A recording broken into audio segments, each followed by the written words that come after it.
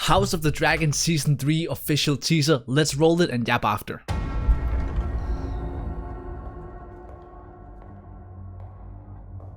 Where were you? Alicent came to Dragonstone.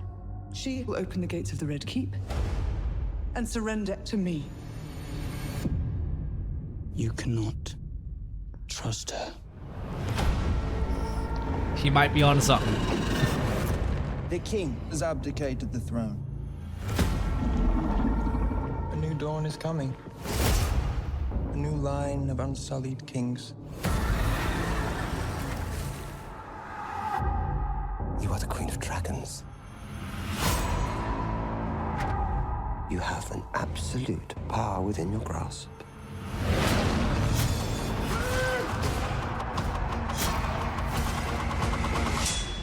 Soon or late, Rhaenyra will send her new dragons here. It would be the end.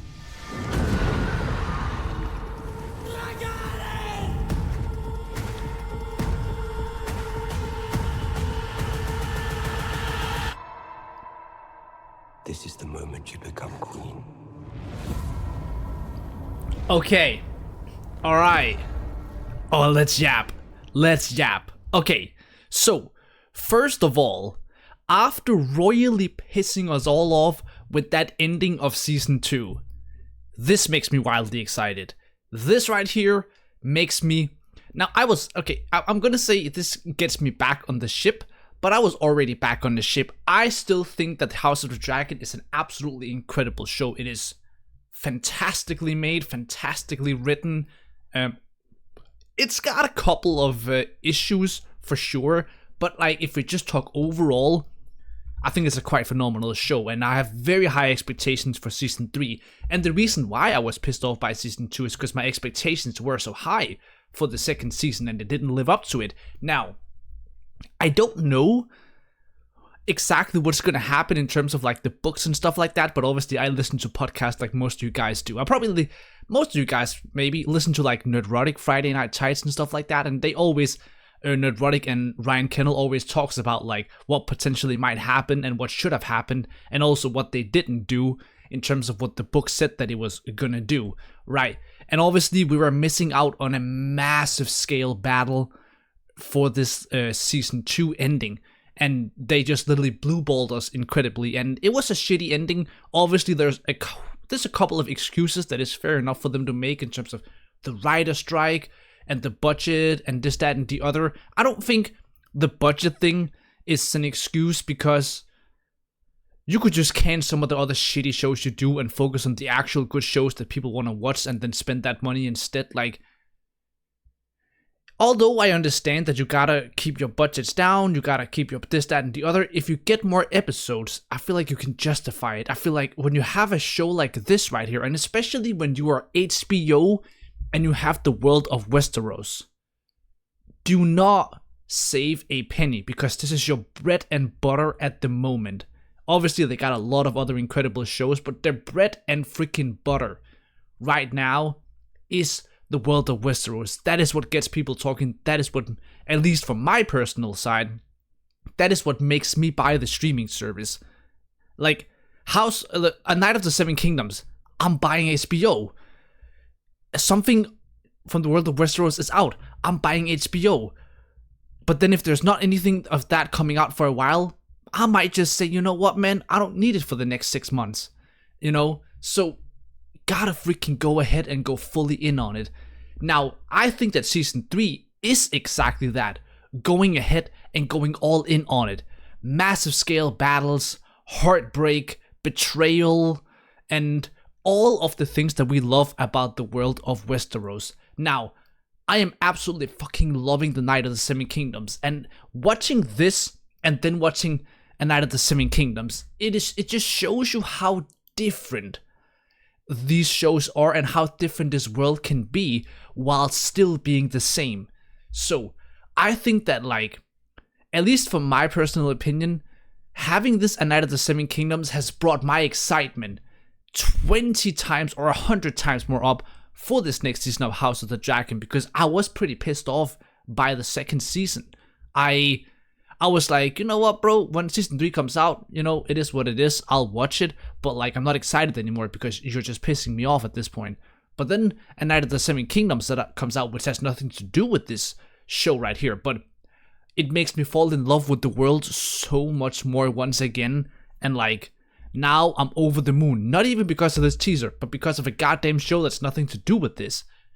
So putting out that quality, making sure you go all in, that is what you gotta do, man. And I cannot fucking wait for this last episode, by the way.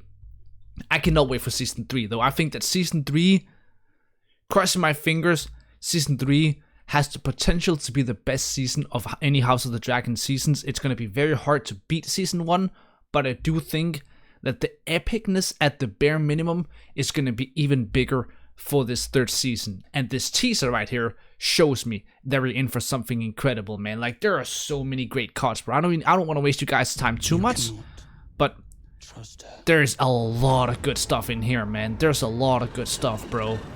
You know, like, you're getting everything that you're not getting from A Night of the Seven Kingdoms, and that is no diss. That sounds wrong. That is no diss to A Night of the Seven Kingdoms, because I think that A Night of the Seven Kingdoms is better than House of the Dragons, in my opinion. I freaking love it. I think it's so good. It's one of my. I think A Night of the Seven Kingdoms is potentially one of my favorite shows ever, and I know that might be recency bias, and it's not even over yet. But those 5 episodes have been top tier, world class. But you don't get these massive scale battles, which I don't want in that show. But if you have it, what you get here is that massive armies. You got dragons, you got ships. Look at this, fucking so goddamn sick, right? You got the dragons, you got freaking betrayal, you got the family drama. Fucking look at that, bro. Look at how fucking sick that is, man. All I'm saying is that I think that this season can be absolutely freaking incredible. I think it can be massive. I think it can be heartbreaking. And I know that, at least to my understanding, this season is going to start off with this massive freaking battle. Because that was exactly what we were supposed to get for season 2's ending. But due to budget cuts and, you know, writer strikes and all that sort of stuff, they kind of had to postpone it for this 3rd season. So hopefully, it's just going to start off with a freaking bang. I don't know if it's going to be like maybe episode 2 or if it's going to be episode 1.